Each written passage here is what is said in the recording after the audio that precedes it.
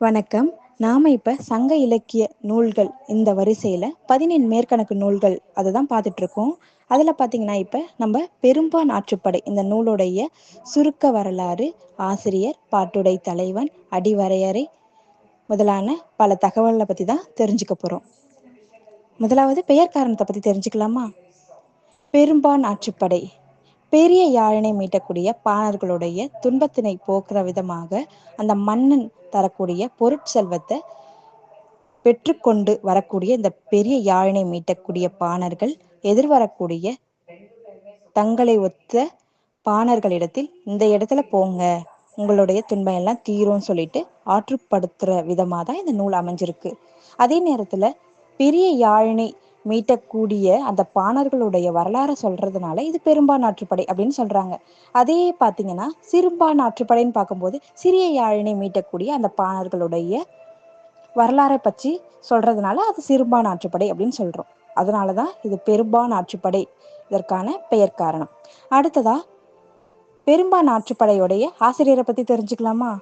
யாரு அப்படின்னு பார்க்கும்போது கடியலூர் உருத்திரங்கண்ணனார். இவர் பாத்தீங்கன்னா பட்டினப்பாலை என்ற நூலுக்கும் ஆசிரியராக இருக்கிறாரு.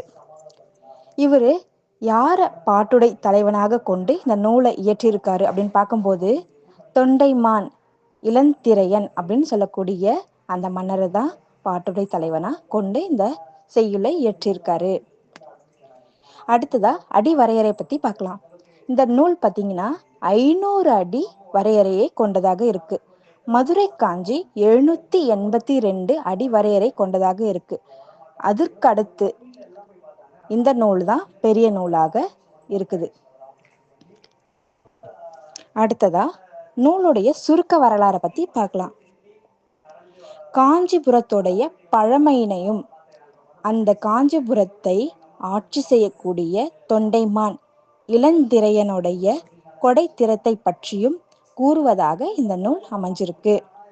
இறுதியாக ஆற்றுப்படை அதற்கான சுருக்கத்தை பத்தி பார்க்கலாமா?